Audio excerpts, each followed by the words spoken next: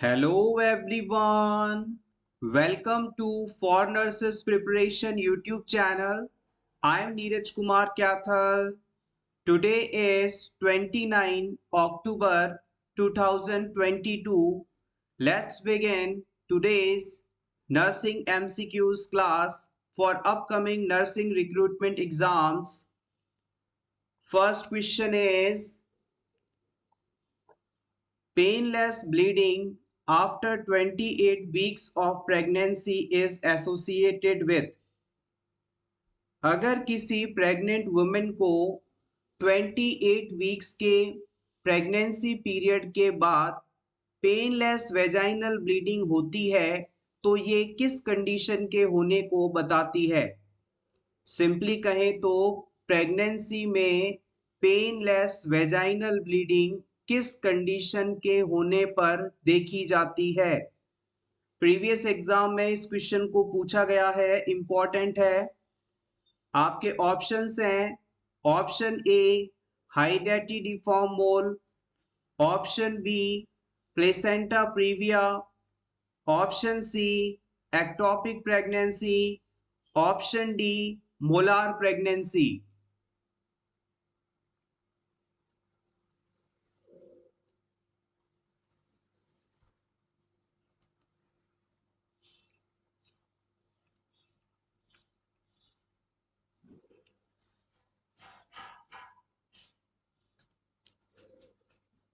सही जवाब है option B placenta previa.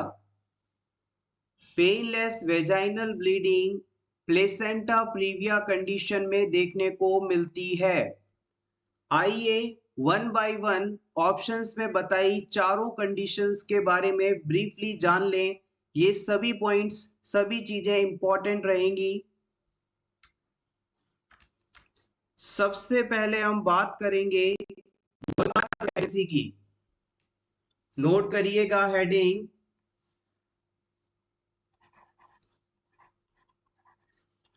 Molar pregnancy.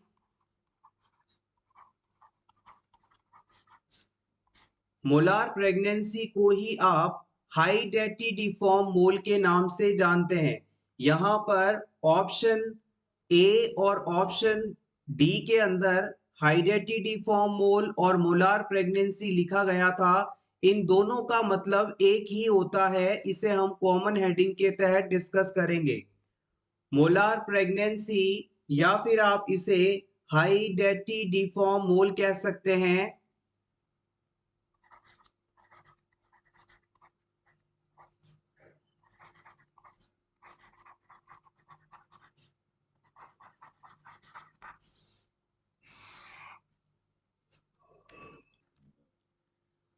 पहले समझिएगा मोलार प्रेगनेंसी या हाइडेटिडिफॉर्म मोल होता क्या है। फर्टिलाइजेशन के बाद यूट्रस की ट्रोफोब्लास्टिक सेल्स से यदि कोई ट्यूमर बन जाए, कोई गांठ बन जाए यूट्रस के अंदर, तो इसे हम मोलार प्रेगनेंसी के रूप में जानते हैं। सिंपली समझिएगा प्रेगनेंसी के दौरान यूट्रस में किसी ट्यूमर या गांठ का बनना मोलार प्रेगनेंसी या हाइडेटिडिफॉर्म मोल कहलाता है। नोट करें इसे।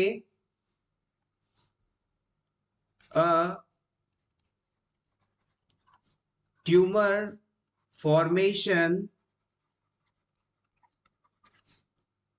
बाय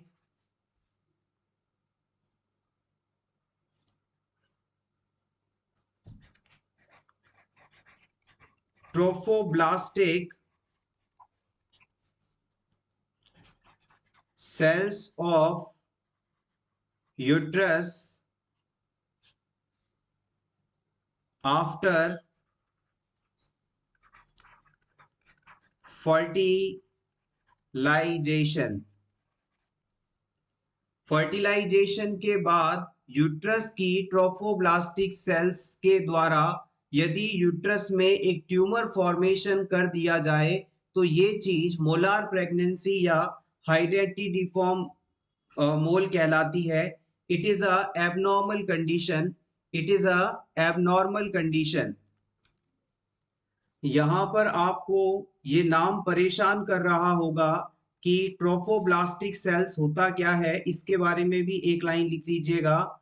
ट्रोफोब्लास्टिक सेल्स वह स्ट्रक्चर है जो प्रेगनेंसी पीरियड के दौरान एम्ब्रियो को यूट्रस में इम्प्लांट होने में मदद करती हैं। साथ ही साथ प्लेसेंटा का निर्माण भी इन्हीं ट्रोफोब्लास्टिक सेल्स द्वारा करवाया जाता है।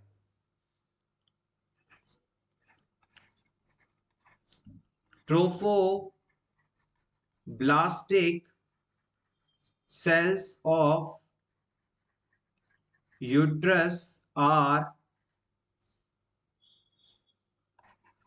responsible for implantation of embryo in uterus and formation of placenta. Trophoblastic cells of uterus are responsible for implantation of embryo in uterus and formation of placenta. Placenta के निर्माण और जाइगोट या embryo के implantation के लिए trophoblastic sales आवश्यक होती हैं। और अगर इन सेल्स के अंदर एबनॉर्मल सेल डिवीजन हो जाए, जिसके कारण यूट्रस में कोई ट्यूमर फॉर्मेशन हो जाए, गांठ बन जाए, तो इस कंडीशन को हम मोलार प्रेगनेंसी या हाइडेटिडिफॉर्म मोल के नाम से जानते हैं। प्लेसेंटा के बारे में आप सभी जानते हैं। प्लेसेंटा प्रेगनेंसी के दौरान बनी वह स्ट्रक्चर है जो कि बच्चे में ब्लड को फिल्टर करने के लिए, न्यूट्रिशन सप्लाई के लिए, ब्लड सप्लाई आदि के लिए रिस्पॉन्सिबल मानी जाती है। प्लेसेंटा अम्बिलिकल कॉर्ड के थ्रू बच्चे से और मदर से जुड़ा रहता है। नेक्स्ट हम टर्म बात करेंगे प्लेसेंटा प्रीविया, ऑप्शन बी में बताई गई थी। प्लेसेंटा प्रीविया हेडिंग लिखिएगा।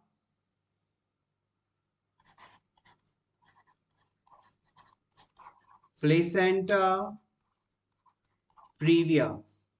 प्लेसेंटा प्रीविया क्या है? साधारण शब्दों में कहें तो अगर प्रेगनेंसी के दौरान बना प्लेसेंटा अपनी नॉर्मल जगह पर ना इम्प्लांट होकर सर्विक्स के ऊपर इस प्रकार से इम्प्लांट हो जाए कि वो उसे थोड़ा बहुत या पूरा ही ढक दे और अब वेजाइनल डिलीवरी होना इम्पॉसिबल हो, तो ये कंडीशन प्लेसेंटा प्रीविया कहलाती है। देखिएगा, इसे एक डायग्राम के थ्रू थोड़ा सा इजी वे में समझने की कोशिश कीजिएगा।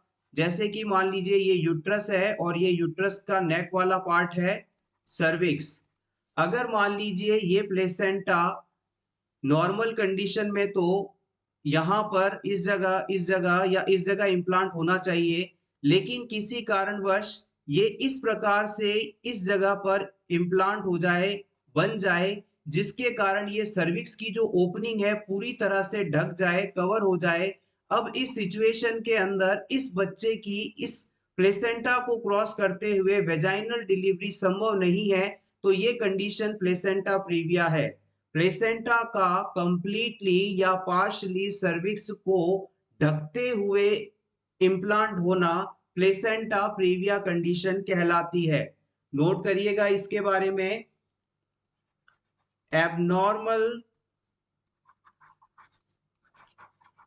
Position of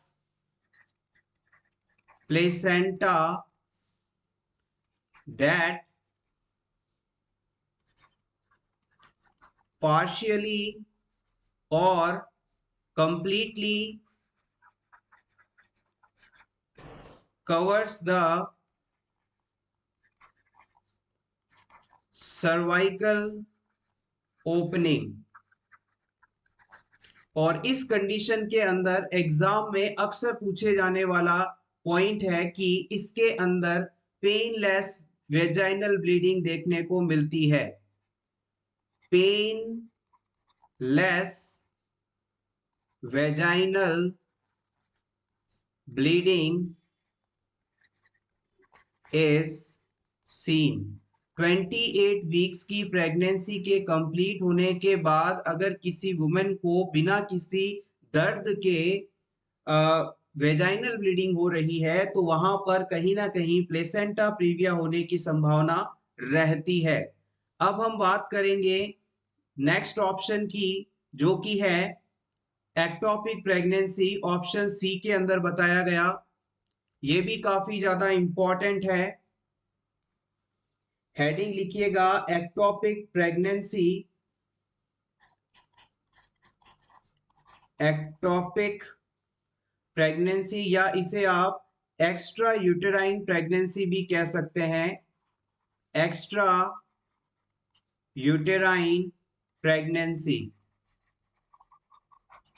extra uterine pregnancy नाम से ही पता चल रहा है, यूट्रस से हटकर यूट्रस से बाहर कहीं प्रेगनेंसी हो, इम्प्लांटेशन हो, तो ये चीज एक्टोपिक प्रेगनेंसी के नाम से जानी जाती है। एक बार फिर से समझिएगा, फर्टिलाइजेशन के बाद जाइगोट यदि यूट्राइन कैविटी में इम्प्लांट ना होकर कहीं बाहर एबनॉर्मल जगह पर दूसरी जगह पर इम्प्लांट हो जाए, ये कंडीशन एक्टोपिक प्रेगनेंसी कहलाती है। मोस्ट कॉमन एक्टोपिक प्रेगनेंसी की साइट है फैलोपियन ट्यूब, एम्प्यूला पार्ट, और इस प्रकार की ectopic pregnancy tubal ectopic pregnancy कहलाती है। इसके बारे में लिखिए, fertilized egg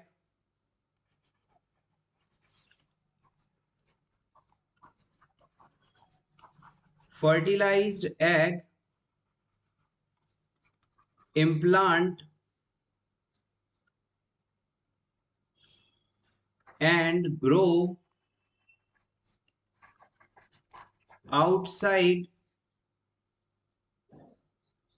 the main cavity of uterus। Fertilized egg यदि मेन कैविटी ऑफ यूट्रस में इम्प्लांट ना होकर फर्टिलाइज्ड एग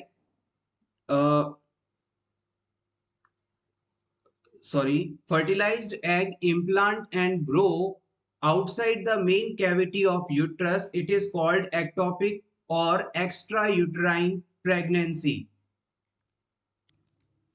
यहां से आपसे एक चीज और पूछी जा सकती है, एक्टोपिक प्रेगनेंसी की मोस्ट कॉमन साइट कौन सी है, यानी सबसे ज्यादा एक्टोपिक प्रेगनेंसी किस जगह पर होती है, तो आप बता सकते हैं ampulla of fallopian tube. Fallopian tube जो कि यूट्रस और ओवरी को कनेक्ट करती है, इस फैलोपियन ट्यूब के एम्प्यूला पार्ट में ही फर्टिलाइजेशन होता है और इसी जगह पर सबसे ज्यादा एक्टोपिक प्रेगनेंसी भी देखी जाती है। एम्प्यूला पार्ट फैलोपियन ट्यूब का सबसे लंबा और सबसे चौड़ा भाग माना जाता है। इसे ही आप ट्यूबल प्रेगनेंसी के नाम से भी जानते हैं। It is called tubal pregnancy.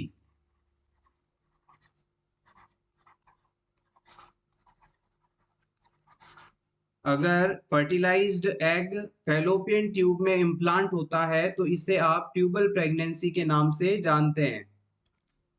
अब देखिएगा, अगर ये फर्टिलाइज्ड एग फैलोपियन ट्यूब में इम्प्लांट हो गया, अब धीरे धीरे इसमें ग्रोथ होगी, सेल डिविजन्स होंगे, इसका साइज बढ़ेगा।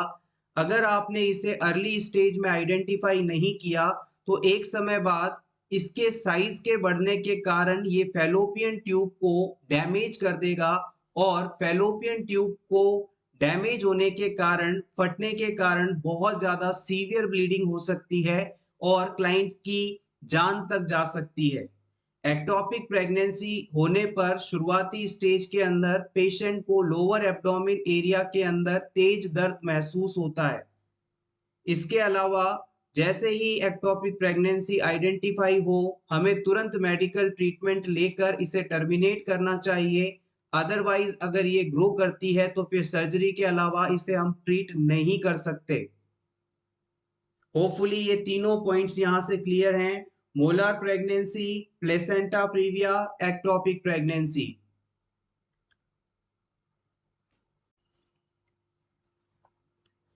Next question, a nurse is discussing Alcoholics Anonymous with a client. What behavior expected of members of Alcoholic Anonymous should the nurse include in the discussion? आप किसी पेशेंट को alcoholic anonymous group के बारे में बता रहे हैं।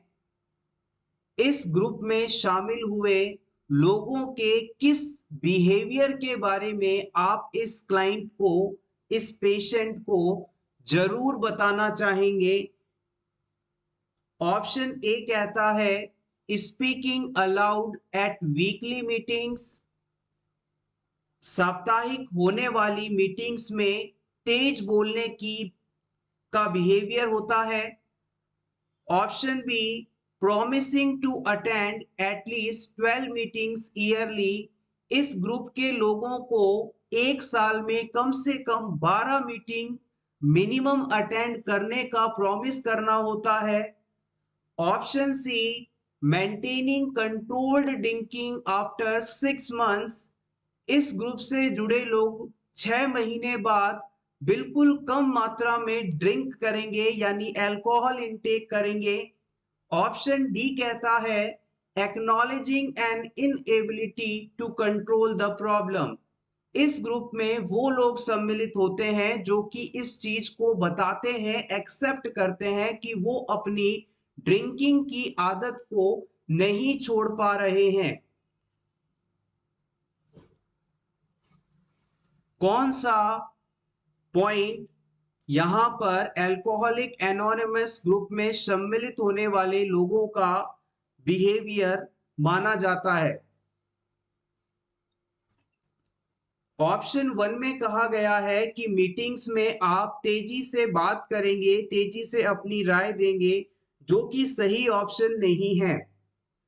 अल्कोहलिक एनोनिमस में सम्मिलित होने वाले लोगों को साल में कितनी भी मीटिंग्स अटेंड करने का अधिकार रहता है। वो चाहे तो एक अटेंड करें, चाहे 12 से ज्यादा करें, ऐसा कुछ भी नियम नहीं है यहाँ। ऑप्शन सी के अंदर बताया गया है कि 6 महीने बाद पर्सन लिमिटेड शराब पिएगा, ड्रिंक करेगा, अल्कोहल इंटेक करेगा, जो कि गलत है। इस ग्रुप का मोटो है कि हम बिल्कुल एब्स्टीन करवा देते हैं, यानी शराब की आदत को कंप्लीटली छुड़वा देते हैं, बिल्कुल भी ड्रिंक नहीं करेंगे इस ग्रुप के लोग, ऐसा इनका मोटो होता है। तो फाइनली आपके पास ऑप्शन डी बचता है, जो कि सही आंसर भी है। इस ग्रुप में जो लोग सम्मिलित होते हैं, शामिल होते हैं, वो ये मानते हैं कि वो अपने ड्रिंक करने की आदत पर कंट्रोल नहीं कर पा रहे हैं, इसे छोड़ नहीं पा रहे हैं, और इस चीज को एक्सेप्ट करने के बाद वो अल्कोहलिक एनोनिमस नाम से जुड़े, इस प्रोग्राम से जुड़ते हैं, और वहां पर जुड़ने के बाद ऐसे लोगों के संपर्क में आते हैं जिन्हें देखकर वो अपनी इस आदत पर काबू पा लेते हैं और अल्कोहल इंटेक को छोड़ देते हैं। अल्कोहलिक एनोनिमस एक काफी प्रभावी प्रोग्राम है जो कि अल्कोहल की आदत से पेशेंट्स को बाहर निकालता है।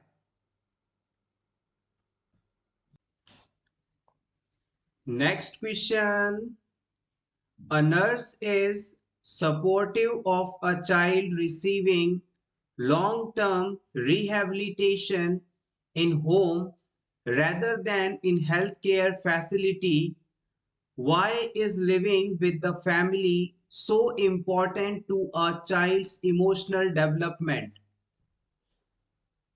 अगर किसी बच्चे को लंबे समय तक रिहैबिलिटेशन दिया जाना हो तो इस सिचुएशन में उसे घर पर ही रहना चाहिए, ना कि हॉस्पिटल में। एज अ नर्स बच्चे के इमोशनल डेवलपमेंट हेतु आप भी इस चीज को सपोर्ट करते हैं, फेवर करते हैं। इसका क्या कारण है? फिर से समझिएगा। लॉन्ग टर्म ट्रीटमेंट या रिहैबिलिटेशन के लिए बच्चे को हॉस्पिटल में रोकने से बेहतर है कि उसे घर पर रखा जाए और जब आवश्यकता हो रिहैबिलिटेशन देने की तो उसे हॉस्पिटल बुला लिया जाए। फैमिली के बीच रहने से बच्चे का इमोशनल डेवलपमेंट होता है। इसके पीछे क्या रीजन है, ये आपको सेलेक्ट करना है। Option A, it provides rewards and punishment. Family में रहने से बच्चे को रिवॉर्ड मिलते हैं यानी इनाम मिलते हैं और गलती करने पर पनिशमेंट भी मिलता है। इससे उसका इमोशनल डेवलपमेंट होता है क्या? ऑप्शन बी कहता है the child's development is supported. बच्चे के इमोशनल डेवलपमेंट को फैमिली में रहने के कारण फैमिली के लोगों द्वारा सपोर्ट किया जाता है। Option C, it reflects more of large society. ये लार्ज सोसाइटी के मोर्स को रिफ्लेक्ट करता है। Option D, the child's identity and roles are learn. Family में रहने के कारण बच्चा अपनी पहचान और अपने क्या क्या रोल्स हैं, क्या जिम्मेदारियां हैं, उसे सीखता है, जिसके कारण उसके इमोशनल डेवलपमेंट होता है। Which option is correct here?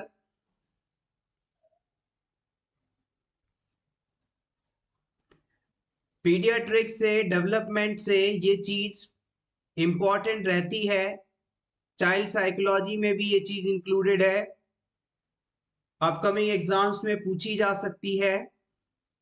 Yes, exactly आपका आंसर बिल्कुल सही है। Option D is correct here.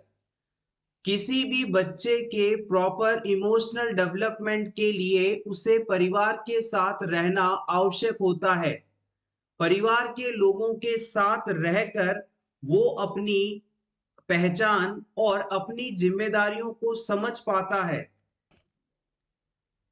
परिवार के साथ रहने के कारण बच्चा सोशलाइजेशन, वैल्यूज, रोल डेफिनेशन, ये सभी चीजें सीख पाता है और उसमें सेंस ऑफ सेल्फ की भावना डेवलप होती है। परिवार के लोगों के साथ रहने के कारण बच्चे में यदि ये सभी चीज एक साथ डेवलप हो जाएं, एक बार डेवलप हो जाएं, तो ये बच्चा थोड़ा बड़ा होने पर इजीली सोसाइटी में खुद को एडजस्ट कर सकता है, रह सकता है बिना किसी प्रॉब्लम के। इसके अलावा ऑप्शन ए, बी और सी के अंदर जो भी चीजें बताई गई हैं, जो भी ऑप्शंस बताए गए हैं, ये सभी सही हैं, लेकिन ये फैमिली के एस्पेक्ट हैं। ये केवल मात्र फैमिली के एक एस्पेक्ट हैं जो कि डेवलपमेंट में आवश्यक हैं, लेकिन बच्चे को फैमिली के साथ रखकर सबसे ज्यादा उसमें आइडेंटिटी और रोल्स उसके लर्न किए जाते हैं। ये चीज यहाँ से सबसे बेहतर रहेगी, इसलिए हमने इसे राइट माना है। Next question, the best test to assess the prognosis of a patient. किसी भी पेशेंट में प्रोग्नोसिस अच्छा है या बुरा, इस चीज को पता करने का सबसे बेस्ट टेस्ट कौन सा है? Option A, osmotic fragility. Option B, haemoglobin level.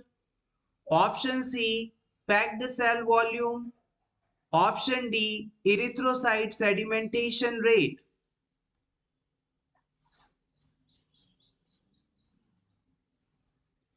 Prognosis शब्द का मतलब होता है कि कोई पेशेंट कितनी जल्दी ठीक हो जाएगा। पेशेंट के ठीक होने की संभावना प्रोग्नोसिस कहलाती है। अगर कोई व्यक्ति जल्दी रिकवर हो रहा है, तेजी से ठीक हो रहा है, तो हम इसे गुड प्रोग्नोसिस कहेंगे। और कुछ डिजीज कंडीशंस ऐसी होती हैं जिनका इलाज बहुत रेयरली हो पाता है या धीरे धीरे होता है, तो हम इसके अंदर बैड प्रोग्नोसिस या लॉन्ग प्रोग्नोसिस टर्म का इस्तेमाल करते हैं। सही जवाब है option D, erythrocyte sedimentation rate. ESR एक नॉन स्पेसिफिक टेस्ट है जिसके द्वारा हम शरीर में किसी भी हिस्से में आई इन्फ्लामेशन के बारे में जानकारी ले सकते हैं। ESR टेस्ट करवाकर हम शरीर में इन्फ्लामेशन है या नहीं इस चीज को पता कर सकते हैं और इसके द्वारा प्रोग्नोसिस भी डिसाइड किया जा सकता है, कोई भी डिजीज जल्दी ठीक हो रहा है या नहीं हो रहा है, ये चीज प्रोग्नोसिस है और इसके लिए ESR टेस्ट करवाया जा सकता है। Next question, an older adult is scheduled for coronary arteriography during a cardiac catheterization. Which nursing intervention will be essential as she recovers from the diagnostic procedure on the hospital unit? किसी old lady में cardiac catheterization process के द्वारा coronary आर्ट्रियोग्राफी होने वाला है। इस process के complete होने के बाद एज अ नर्सिंग ऑफिसर आपको नीचे बताए चारों ऑप्शंस में से कौन सा इंटरवेंशन करना चाहिए, ये आपको सेलेक्ट करना है। ऑप्शन ए कहता है encouraging frequent ambulation to prevent deep vein thrombosis. इस प्रोसेस के कंप्लीट होने के बाद हम पेशेंट को चलने फिरने के लिए एनकरेज करेंगे ताकि उसमें डीप वेन थ्रोम्बोसिस कंडीशन ना हो। ऑप्शन बी कहता है limiting fluid intake to prevent fluid overload. हम इस पेशेंट को, ओल्ड लेडी को कम से कम फ्लूइड देंगे ताकि उसमें फ्लूइड ओवरलोड ना हो पाए। ऑप्शन सी कहता है limiting dietary fibre to prevent diarrhoea. हम खाने में फाइबर्स कम से कम देंगे ताकि उसमें डायरिया ना हो। ऑप्शन डी कहता है assessing the arterial puncture site when taking vital signs. जब भी इस प्रोसेस के बाद वाइटल साइंस लिए जाएं तो हमें आर्ट्रियल पंक्चर साइट को भी चेक करना है। कौन सा intervention as a nursing officer इस प्रोसेस के कंप्लीट होने के बाद आपको करना चाहिए?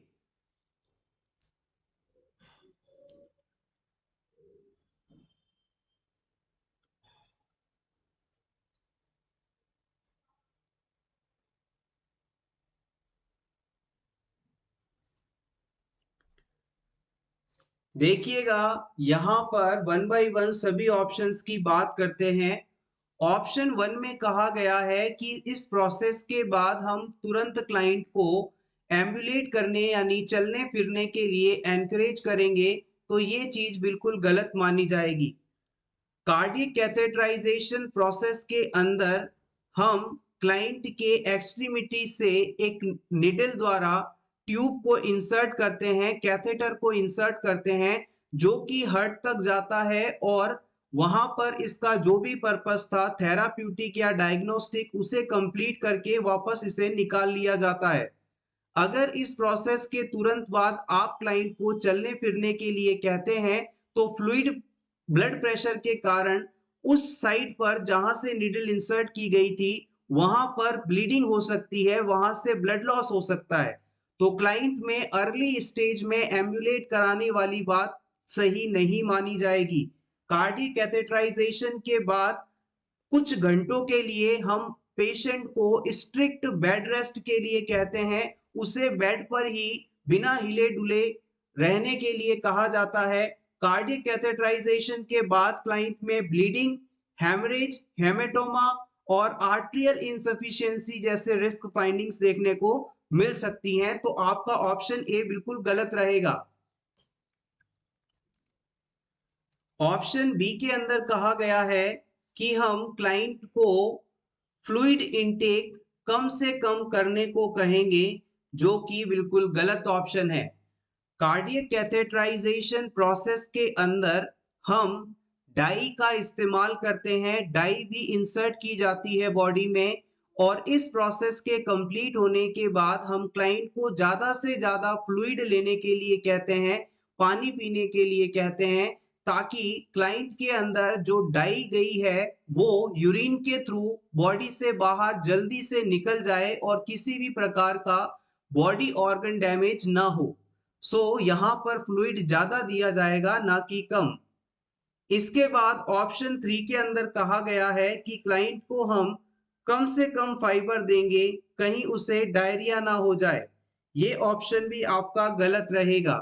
जितने भी हार्ट पेशेंट्स होते हैं उन्हें कॉन्स्टिपेशन डेवलप नहीं होने दिया जाता, कब्ज डेवलप होने नहीं दिया जाता, क्योंकि अगर उनमें कॉन्स्टिपेशन होगा तो वो स्टूल पास करने के लिए स्ट्रेनिंग करेंगे, यानी फोर्स लगाएंगे, और फोर्स के कारण हार्ट के अंदर और ज्यादा एबनॉर्मलिटीज डेवलप हो सकती हैं। इसलिए हम क्लाइंट को फाइबर देंगे ताकि उसमें कॉन्स्टिपेशन ना हो। सो ऑप्शन सी भी आपका इनकरेक्ट रहेगा। इसके बाद आखिरी ऑप्शन बचता है ऑप्शन डी। हम क्लाइंट में जब भी वाइटल साइंस चेक करने जाएंगे तो वहां पर आर्ट्रियल पंचर साइट को भी असेस करेंगे। ये चीज बिल्कुल सही है।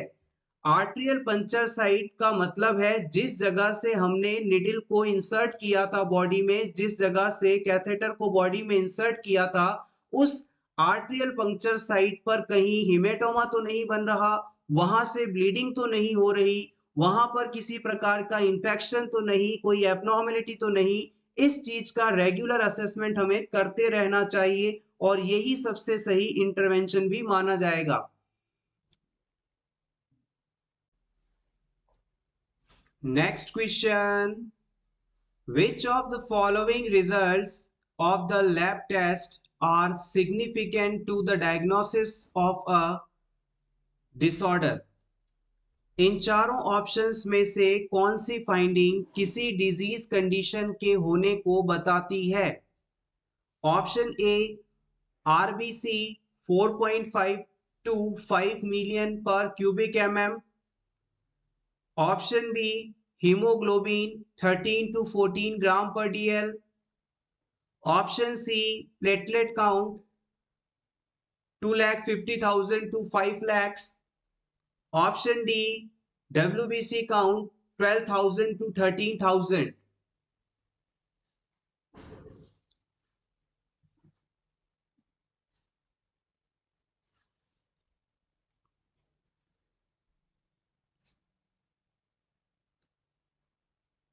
यहां पर आरबीसी, हीमोग्लोबिन और प्लेटलेट, इन तीनों की वैल्यू नॉर्मल रेंज में है। So option D is correct here. अगर WBC की नॉर्मल काउंट के बारे में यदि आपसे पूछा जाए तो आप बताएंगे ये 4,000 से लेकर 11,000 के बीच होता है, लेकिन यहाँ पर 12,000 से 13,000 के बीच दिया गया है, जो कि नॉर्मल से ज्यादा है। यानी यहाँ पर इंक्रीज WBC काउंट है, और हमारे शरीर में WBC का लेवल यदि बढ़ा है तो इसका मतलब है बॉडी में कहीं ना कहीं इन्फेक्शन एंड इन्फ्लामेशन मौजूद है।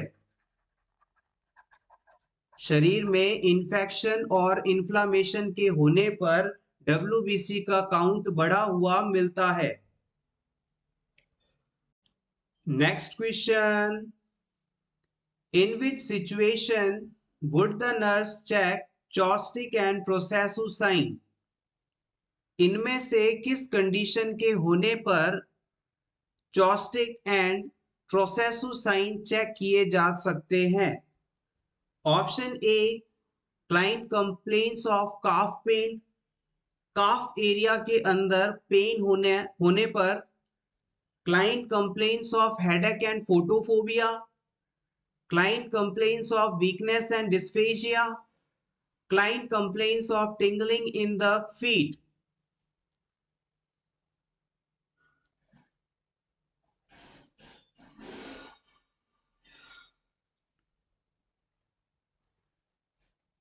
काफ मसल्स में पेन होने का कारण चॉस्टिक और ट्रूसेसु साइंस की प्रेजेंस से रिलेटेड नहीं है।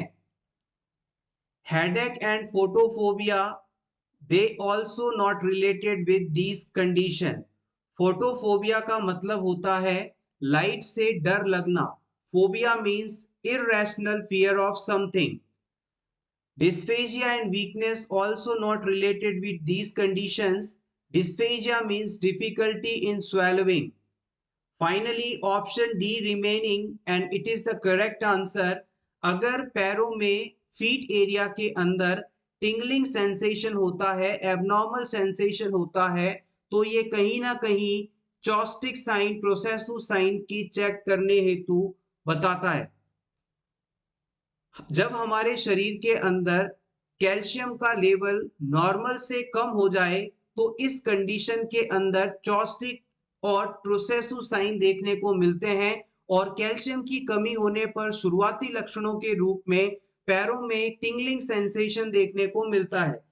अगर आपसे पूछ लिया जाए कि कैल्शियम का नॉर्मल लेवल कितना होता है तो आप बताएंगे 8.5 से 10.5 के बीच।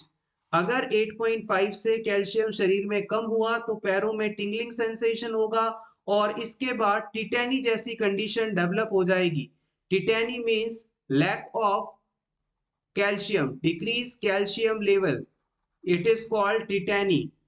चॉस्टिक साइन क्या है, ट्रूसेसु साइन क्या है, इसे भी ब्रीफली जान लेते हैं। अगर किसी क्लाइंट में हाइपोकैल्सीमिया है, कैल्शियम की कमी है, तो आप अगर उसके फेस पर फेशियल नर्व पर टैप करते हैं, टच करते हैं, तो उसके चेहरे पर एक एबनॉर्मल कॉन्ट्रैक्शंस देखने को मिलते हैं। ये साइन चॉस्टिक साइन के नाम से जाना जाता है। प्रोसेसु साइन के अंदर कार्पोपीडल स्पाज्म देखने को मिलते हैं। इसके अंदर पेशेंट में बीपी कफ लगाकर जब उसे इन्फ्लेट करते हैं तो उसके हाथ की जो कलाई है वो अंदर की तरफ एबनॉर्मल मूव करती है, इनवर्ट फोल्ड हो जाती है, फ्लेक्स हो जाती है, तो ये कंडीशन प्रोसेसु साइन के नाम से जाना जाता है।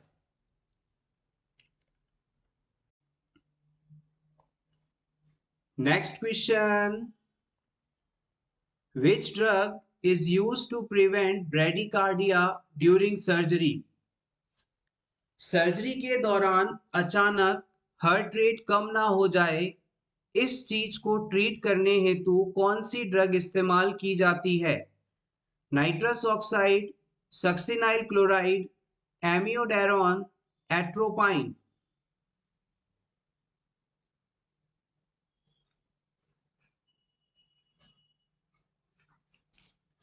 इस क्वेश्चन को हमने प्रीवियस लेक्चर के अंदर भी आपसे डिस्कस किया था।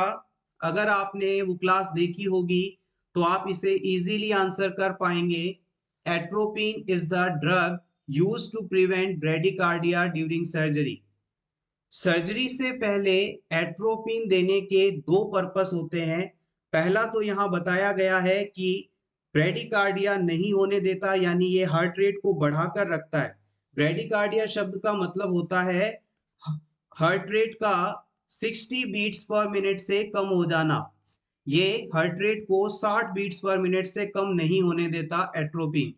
दूसरा कारण है सर्जरी में रिस्क ऑफ एस्पायरेशन को कम करता है। रिस्क ऑफ एस्पायरेशन का मतलब है बॉडी सिक्रीशंस का फेफड़ों में चले जाना, लंग्स में चले जाना। ये इस चीज को मैनेज करता है। कैसे?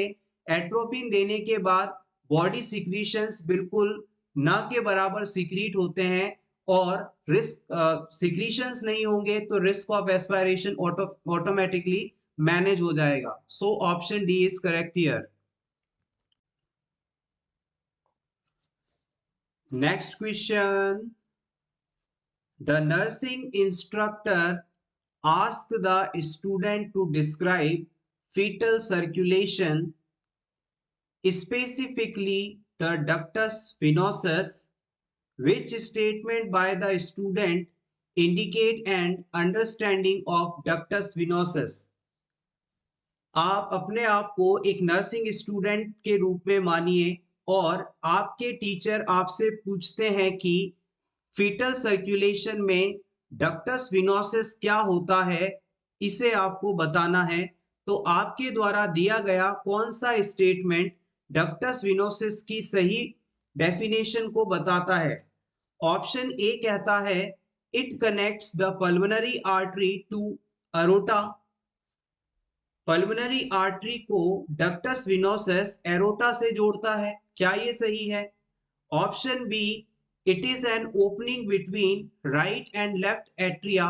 ये हमारे हार्ट के दोनों अपर चैम्बर्स लेफ्ट और राइट एट्रिया के बीच में पाई जाने वाली ओपनिंग होती है, क्या ये सही है? ऑप्शन सी कहता है it connects the umbilical vein to inferior vena कावा।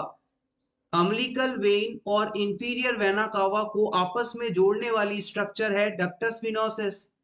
ऑप्शन डी कहता है it connects the umbilical artery to inferior vena cava. Umbilical artery को इंफीरियर वेना कावा से जोड़ने वाली स्ट्रक्चर है डक्टस विनोसिस।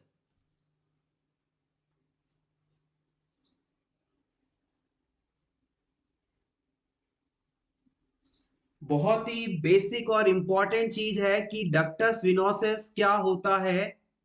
फीटल सर्कुलेशन काफी इंपॉर्टेंट है, इसे जरूर तैयार करके जाइएगा। Yes, exactly the answer is option C. जैसे ही फीटल सर्कुलेशन में प्लेसेंटा और अम्बिलिकल कॉर्ड से ब्लड बच्चे की बॉडी में एंटर होता है तो लीवर के अंदर umbilical cord inferior vena cava से जुड़कर ब्लड को आगे हार्ट तक डिलीवर करवाती है। एक बार फिर से देखिएगा इस चीज को, यहाँ पर एक डायग्राम बनाकर इसे और क्लियर करते हैं। जैसे कि मान लीजिए ये प्लेसेंटा है, इस प्लेसेंटा से अम्बिलिकल कॉर्ड जुड़ी हुई है और ये अनबॉर्न बेबी है, बच्चा है। ये जो अम्बिलिकल कॉर्ड है ये बच्चे के अम्बिलिकस से अटैच्ड है, नाभि से जुड़ी है। अब इस नाभि से जुड़ी अम्बिलिकल कॉर्ड में मौजूद अम्बिलिकल वेन जो कि ऑक्सीजनेटेड ब्लड कैरी करती है, यहां गौर करिएगा, अम्बिलिकल वेन जो है ऑक्सीजनेटेड ब्लड को कैरी करती है, प्योर ब्लड को कैरी करती है। ये प्योर ब्लड यहां से होता हुआ लीवर से निकलता हुआ इंफीरियर वेना कावा में पहुंचेगा और वहां से हार्ट में पहुंचा दिया जाएगा। तो इंफीरियर वेना कावा और अम्बिलिकल वेन को आपस में जो जोड़ने वाली स्ट्रक्चर है उसे हम डक्टस विनोसिस के नाम से जानते हैं। जब भी आप फीटल सर्कुलेशन पढ़ेंगे तो उसके अंदर 3 बाईपास चैनल्स पाए जाते हैं। उनमें से सबसे पहला है डक्टस विनोसिस जो कि इस क्वेश्चन का आंसर भी है। इसके बाद हम बात करते हैं ऑप्शन ए के अंदर बताए गए टर्म की, पल्मोनरी आर्टरी को एरोटा से जोड़ने वाली स्ट्रक्चर। जैसे कि मान लीजिए ये आपका न्यूबॉर्न बेबी का हार्ट है, इस हार्ट के अंदर यहां से लेफ्ट वेंट्रिकल से अरोटा निकल रही है और राइट वेंट्रिकल से पल्मोनरी आर्टरी निकल रही है। अब इस अरोटा और पल्मोनरी आर्टरी को जो स्ट्रक्चर जोड़ती है उसे हम डक्टस आर्टीरियोसिस के नाम से जानते हैं। इसे इस स्ट्रक्चर को हम डक्टस आर्टीरियोसिस के नाम से जानते हैं। ये हो गया आपका दूसरा चैनल, दूसरा बाईपास चैनल। और फाइनली जो तीसरा स्ट्रक्चर बचता है उसे हम फोरामेन ओवेल के नाम से जानते हैं। It is a opening between right and left atria. किसी अनबॉर्न बच्चे अनबॉर्न बेबी के हार्ट के दोनों अपर चैम्बर्स के बीच में एक ओपनिंग पाई जाती है, एक होल पाया जाता है। इसे हम फोरामेन ओवेल के नाम से जानते हैं। किस नाम से जानते हैं इसे आप? Foramen ovale.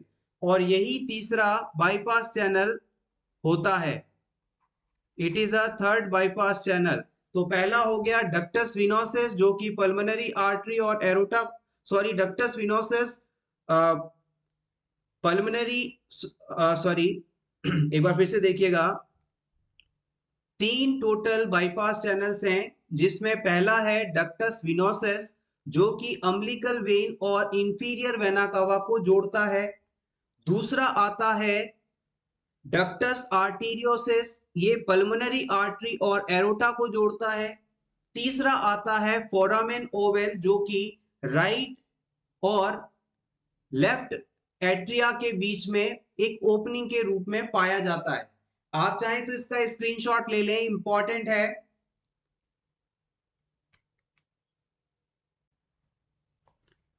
सो एवरीवन, ये था हमारा आज का वीडियो।